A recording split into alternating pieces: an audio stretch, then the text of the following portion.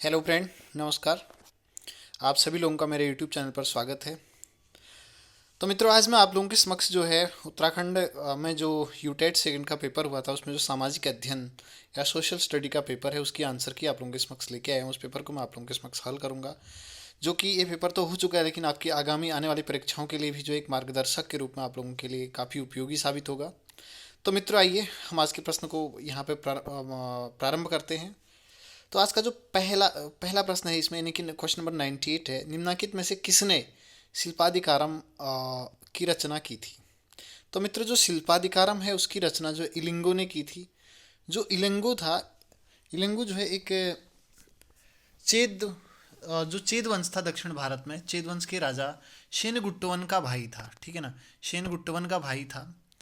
तो उसके द्वारा जो है शिल्पाधिकारम की रचना की गई थी, और शिल्पाधिकारम को जो है तमिल साहित्य का प्रथम महाकाव्य भी कहते हैं। ठीक है, आइए उसके बाद आगे बढ़ते हैं। प्रश्न नंबर 92। क्वेश्चन नंबर 92 में देखिएगा, निम्नांकित हड़प्पा सभ्यता के स्थलों में किस स्थान पर पुरातत्वविदों को जुते हुए खेत के प्रमाण मिलते हैं। तो मित्रों, जुते हुए खेत के जो साक्ष्य मिलते हैं कालीबंगा से प्राप्त होते हैं। कालीबंगा जो है आपका राजस्थान राज्य में है। और ये जो कालीबंगा नामक स्थल है घग्गर नदी के बाएं तट पर स्थित है, और इसकी खोज सबसे पहले 1951 में अमलानंद घोष के द्वारा की गई थी। ठीक है, आइए फिर आगे बढ़ते हैं। Question number 93। निम्नांकित धातुओं में कौन सी महासम संस्कृति से जो है संबंधित की गई है। महासम की मेगालिथिक कल्चर बोलते हैं। यहाँ पे मेगालिथिक कल्चर की बात होती है, यहाँ पे बड़े बड़े पाषाण खंड पाषाण से बने बने हुए जो उपकरण होते हैं उनके बारे में इसमें बताया जाता है। लेकिन यहाँ पे उससे जुड़ा हुआ जो भारतीय संस्कृति है उसमें जो है लोहे की जो धातु है उसको जो है महासम संस्कृति से संबंधित माना जाता है। आइए फिर आगे बढ़ते हैं। प्रश्न नंबर 94। निम्नांकित में से कौन सी भाषा अभिलेखों में प्रयुक्त जो है प्राचीनतम भाषा मानी जाती है।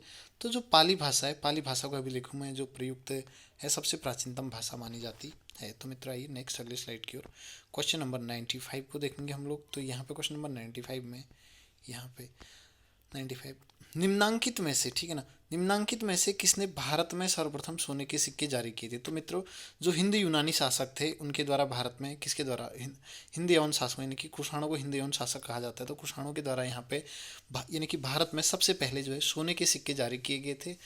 और इसमें सबसे, मतलब मैं कहूँ तो सबसे शुद्ध सोने के सिक्के किसके द्वारा चलाए गए थे, कनिष्क के द्वारा यहाँ पे को चलाए गए थे। उसके बाद आइए क्वेश्चन नंबर 96। निम्नांकित में वह कौन सा शासक था इस जिसने जो है द्वितीय सदी ईस्वी में सुदर्शन झील का निर्माण कराया था। तो मित्र, जो सुदर्शन झील है, सुदर्शन झील का जो सही आंसर है बी आंसर, रुद्रदामन। रुद्रदामन जो है का जो एक प्रांतीय शासक था उसका नाम था सुविशाख। ठीक है ना, क्या नाम था, सुविशाख था। तो सुविशाख के द्वारा क्या किया गया था, जो ये सुदर्शन झील है उसका जो है जीर्णोद्धार करवाया गया था, क्योंकि बीच में टूट चुकी थी। और ये जो है स्वर्ण सुक्ता नदी के तट पर गुजरात में स्थित है। ठीक है ना, स्वर्ण सुक्ता नदी के तट पर। फिर अगले क्वेश्चन की तरफ हम लोग बढ़ते हैं। अगला प्रश्न है हमारा, निम्नांकित में से किस, ये थोड़ा इस क्वेश्चन में जो है मुझे खुद ही कंफ्यूजन है, तो इसका आंसर मैं आप लोगों को नहीं बताऊंगा 97 का। इसमें 98 क्वेश्चन को देखते हैं हम लोग। 98 में है आपका कि भाई जो यहाँ पे को निम्नांकित में से किन नदियों के मध्य रायचूर दोआब है। तो रायचूर दोआब जो है कृष्णा तथा तुंगभद्रा नदी के बीच का अवस्थित क्षेत्र है। और ये जो रायचूर दोआब है कहाँ, किस राज्य में स्थित है, कर्नाटक में स्थित है। और हाल ही में ये हाईलाइट हुआ था, हाईलाइट क्योंकि इसलिए हुआ था क्योंकि यहाँ पे पीने की पानी के लिए काफ़ी किल्लत मानी जाती है दोआब में, इसलिए लास्ट टाइम पे हाईलाइट भी हुआ था ये। उसके बाद आइए हम बढ़ते हैं क्वेश्चन नंबर 99 की तरफ को। निम्नांकित में से कौन मुगल काल में वह भूमि का प्रकार था जिसे जो है 3-4 वर्षों तक, ठीक है ना, 3-4 वर्षों तक बिना खेती के छोड़ दिया जाता था। तो उसे हम लोग क्या कहते हैं, चाचर भूमि के नाम से जानते थे। ठीक है, फिर आइए आगे बढ़ते हैं।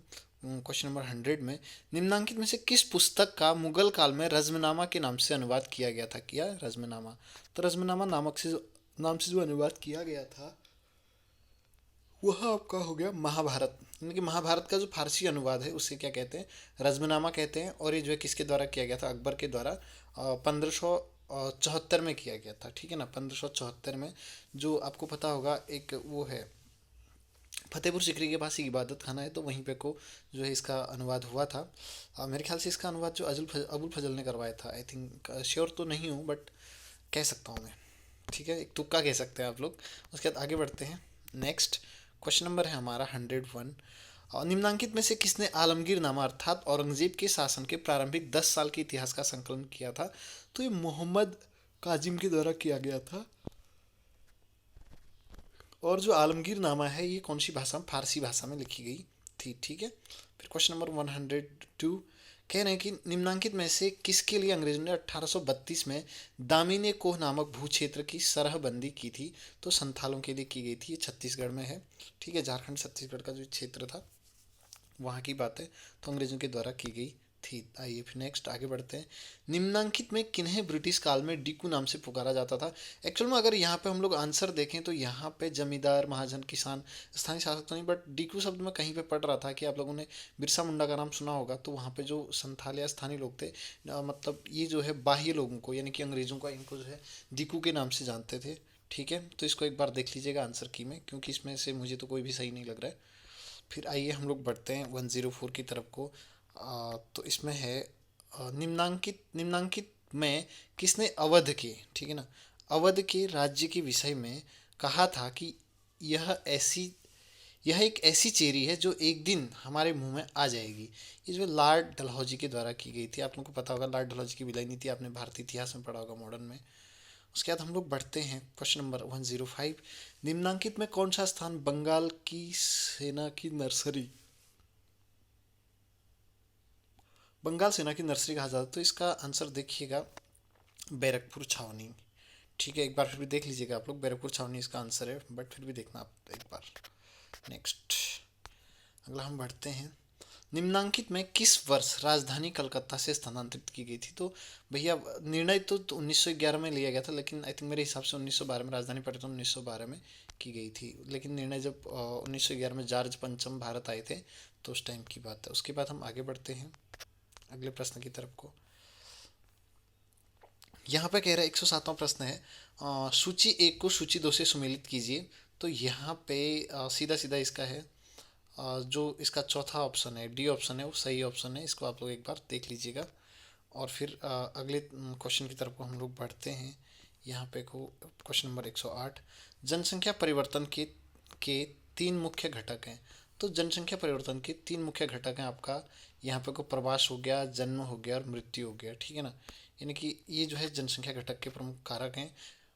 प्रवास का मतलब हो गया, प्रवास दो प्रकार का होता है, आप्रवास और उत्प्रवास के नाम से जानते हैं। फिर जन्म हो गया, मृत्यु हो गया। ठीक है ना, तो ये तीनों ही जो है जनसंख्या के घटक, महत्वपूर्ण घटक हैं। फिर आते हैं हम लोग क्वेश्चन नंबर 109 पे।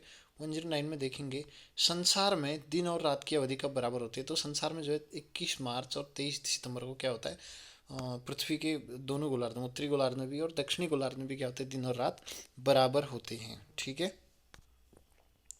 उसके बाद आइए द्वीपीय महाद्वीप किसे कहा जाता है? तो ऑस्ट्रेलिया को द्वीपीय महाद्वीप कहा जाता है। इसका आंसर सही ये हो जाएगा। उसके बाद विश्व की सबसे प्राचीनतम वलित पर्वत श्रृंखला है, तो अरावली विश्व की सबसे प्राचीनतम वलित पर्वत श्रृंखला है। ठीक है, फिर आगे बढ़ते हैं। प्रश्न नंबर 112, भारत के साथ कितने देशों की सीमाएं लगी हुई हैं? तो भारत के साथ 107, सॉरी बी ऑप्शन सही है, 7 देशों की सीमाएं लगी हुई हैं। ठीक है। फिर अगला है 13वां, निम्नलिखित में से कौन सा कथन सत्य है, कूट का चयन कीजिए। तो भैया यहाँ पे रेगिस्तान केवल गर्म होते हैं। देखिए रेगिस्तान केवल गर्म तो नहीं होते हैं, गर्म भी होते हैं, ठंडे मरुस्थल, शीत मरुस्थल भी होते हैं, उष्ण मरुस्थल भी होते हैं। रेगिस्तान जो है केवल ठंडे होते हैं, तो ये कथन भी पूर्ण रूप से असत्य हो जाएगा। उसके बाद आगे देखिए, लद्दाख एक प्रकार का रेगिस्तान और सहारा एक प्रकार का रेगिस्तान है। तो हाँ, ये दोनों ऑप्शन सही हैं हमारे। तो यहाँ पे जो हमारा तीसरा और चौथा ऑप्शन है वो सही है। तो हमारा सही उत्तर क्या हो जाएगा, बी, तीसरा और चौथा, यानी कि बी ऑप्शन आपका सही हो जाएगा। उसके बाद आगे बढ़ते हैं। अमेजन नदी के बारे में कौन सा कथन सत्य नहीं है? अब देखिएगा, ये जो है कर्क और मकर रेखा के मध्य बीच में बहती है, इस स्थित है। ठीक है, सही बात है। और अमेजन की बात करें तो विश्व की जो है सबसे लंबी नदी भी है।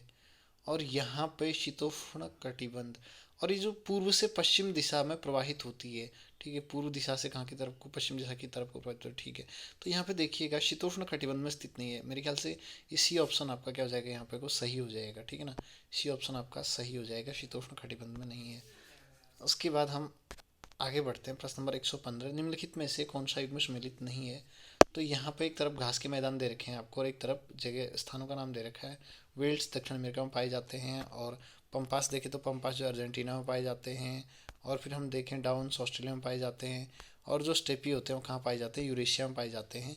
तो जो इसका यहाँ पे आपको इधर मध्य एशिया दे रखा है, तो यहाँ पे इसका सही है, ये जो डी ऑप्शन है ये क्या हो जाएगा, सुमेलित नहीं है। ठीक है, आइए फिर आगे बढ़ते हैं। ज्वार भाटा का कारण क्या है? ज्वार भाटा का कारण जो चंद्रमा एवं सूर्य की गुरुत्वाकर्षण शक्ति के कारण क्या आते हैं, ज्वार और भाटा आते हैं। ठीक, फिर आगे, गरजती चालीसा का संबंध किससे है? दक्षिणी गोलार्ध की जो पछुआ पवनें होती हैं उन्हें क्या कहते हैं, जो पछुआ हवाएं होती हैं उन्हें क्या कहा जाता है, गरजता चालीसा कहा जाता है। यानी कि आपने एक चीज़ देखी होगी, वो कहते हैं ना, जो पछुआ पवन होती है वहाँ पे कहते हैं, एक उक्ति है, गरजती चालीसा प्रचंड बजा था और चीखती छाटा।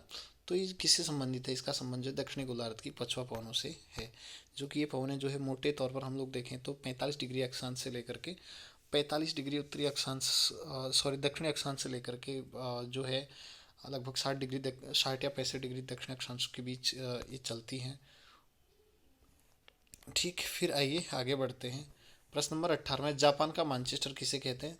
तो मानचेस्टर जो सूती वस्त्र के लिए फेमस है, तो जापान का मानचेस्टर ओसाका को कहा जाता है।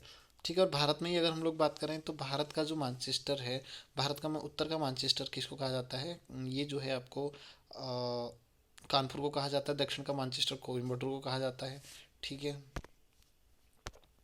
उसके बाद आगे बढ़ते हैं। ऊंचाई के साथ साथ तापमान में कमी आती है। ठीक है, सीधी सी बात है, आती है कमी। और ऊंचाई के साथ जो वायुमंडल के घनत्व में भी कमी आती है। लेकिन यहाँ पर एक चीज़ समझ में नहीं आ रही, ऊंचाई के साथ साथ ये जो ऊंचाई के साथ साथ तापमान में कमी जो आती है केवल क्षोभ मंडल में आती है। ठीक है ना, केवल जो क्षोभ मंडल होता है उसमें इसकी कमी आती है। ठीक है ना, तो भाई इसमें जो एक कथन है शायद से मुझे इसमें भी थोड़ा सा डाउट लग रहा है।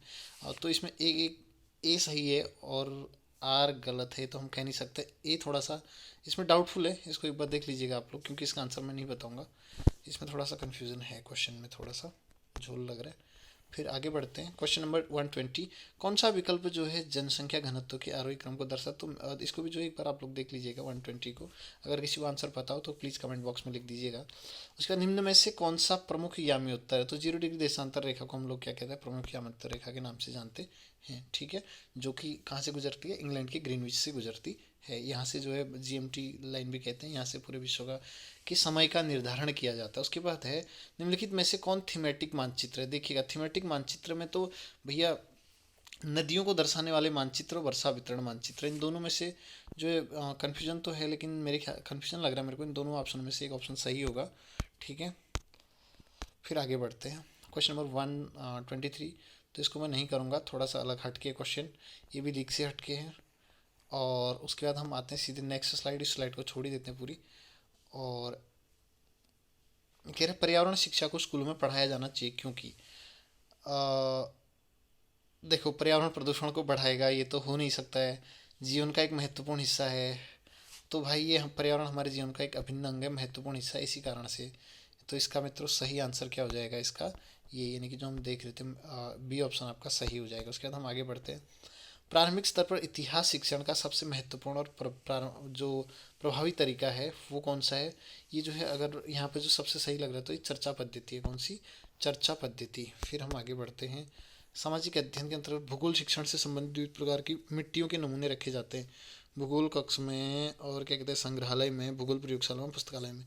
तो ये कहाँ पे को रखे जाते हैं? ये जो भूगोल की जो प्रयोगशाला होती है वहाँ पे को रखे जाते हैं। और फिर नेक्स्ट, भौगोलिक यात्राएं हैं। प्रायोगिक सामग्री, दृश्य सामग्री, क्रियात्मक सामग्री, उपरोक्त डी, मतलब उपरोक्त में से कोई नहीं।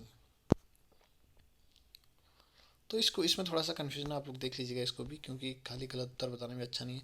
अब हाँ, अब आइए हमारा टॉपिक आ चुका है। क्वेश्चन नंबर 133, ठीक है ना। संविधान सभा द्वारा किस तिथि को संविधान अपनाया गया था? तो 26 नवंबर 1949 को जो भारत का संविधान अपनाया गया था, जबकि 26 जनवरी 1950 को लागू किया गया था। ठीक है, फिर हम आगे बढ़ते हैं। संस्थात्मक शासन व्यवस्था में वास्तविक कार्यपालिका शक्ति किस में निहित है? तो वास्तविक कार्यपालिका जो शक्ति होती है किस में निहित होती है?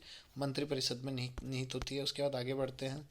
भारतीय नागरिकों को 6 प्रकार की स्वतंत्रताएं रखी गई हैं। तो 6 प्रकार की स्वतंत्रताएं भारतीय संविधान के अनुच्छेद 19 में भारतीय नागरिकों के लिए रखी गई हैं।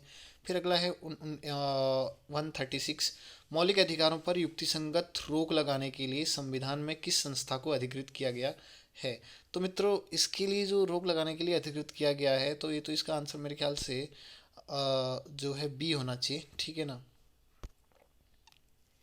मतलब रोक तो नहीं कह सकते हैं वैसे तो इसका, इसको छोड़ देते हैं, इसको थोड़ा आगे देखिएगा नेक्स्ट। इसमें क्योंकि कंफर्म नहीं कह सकता हूँ, मेरे दिमाग से थोड़ा हटके इसमें थोड़ा कन्फ्यूज़न है। फिर क्वेश्चन नंबर 137, भारतीय संविधान के अनुसार राज्य व्यवस्थापिका के उच्च सदन का निर्माण या उसे समाप्त कर सकते हैं, तो ये संसद द्वारा इसे हम लोग क्या कर सकते हैं, समाप्त कर सकते हैं संसद के द्वारा। ऑप्शन सी सही होगा इसका। अब जो है नेक्स्ट आगे बढ़ते हैं भैया, नेक्स्ट स्लाइड में 138 में सर्वप्रथम संस्थात्मक सरकार किस देश में प्रारंभ की गई थी, तो ये जो है कहाँ पे को, ब्रिटेन में प्रारंभ की गई थी, इसका सही आंसर हो जाएगा। उसके बाद हम लोग आगे बढ़ते हैं। सर्वोच्च न्यायालय द्वारा राष्ट्रपति को दिया गया जो परामर्श होता है वो क्या होता है, बाध्यकारी नहीं होता है। उसके बाद हम आगे बढ़ते हैं नेक्स्ट, अगला क्वेश्चन 140 है। तो भारत के सर्वोच्च न्यायालय ने संविधान के आधारभूत ढांचे के सिद्धांत को स्पष्ट किया, तो ये इसका आंसर है बी सही है, केशवानंद भारतीवाद 1973। ठीक है। फिर आगे बढ़ते हैं, भारत में किस तिथि को सूचना का अधिकार लागू किया गया था, तो भारत में जो सूचना का अधिकार लागू किया गया था 12 अक्टूबर 2005 को लागू किया गया था, और इसके साथ ही ये संपूर्ण भारत में लागू किया गया था, बशर्ते जम्मू कश्मीर को इसमें शामिल नहीं किया गया था। ठीक है ना। उसके बाद हम आइए आगे बढ़ते हैं नेक्स्ट। संसद में उत्तराखंड के कितने सदस्य वो हैं, क्या कहते हैं, चुने गए हैं या मतलब प्रतिनिधित्व करते हैं। तो मित्रों यहाँ पे थोड़ा सा कन्फ्यूजन आप लोगों को हो रहा होगा। संसद में जो है लोकसभा, राज्यसभा और राष्ट्रपति से मिलकर के संसद बनती है। तो इसमें लोकसभा में उत्तराखंड से 5 सदस्य और राज्यसभा में 3 सदस्य, इन दोनों को मिलाकर के कुल कितने सदस्य किए जाते हैं, फिर यहाँ पे को 8 सदस्य यहाँ से चुने जाते हैं, 8 सदस्य जो उत्तराखंड का प्रतिनिधित्व करते हैं। ठीक है ना। नेक्स्ट, फिर भारतीय संविधान का निम्न में से कौन सा अनुच्छेद नई अखिल भारतीय सेवाओं से संबंधित है, तो अनुच्छेद 312 जो है इससे संबंधित हो जाएगा, अखिल भारतीय सेवाएं।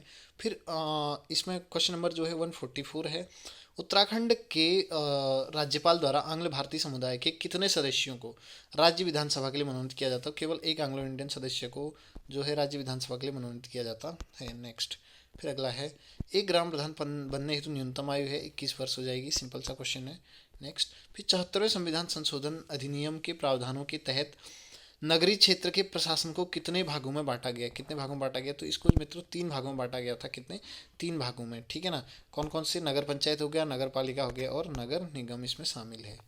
फिर आते हैं हम, पंचायती राज संस्थाओं में प्रारंभ में महिलाओं को कितना प्रतिशत जो आरक्षण प्रदान किया गया था, तो ये जो है 33% आरक्षण प्रदान किया गया था।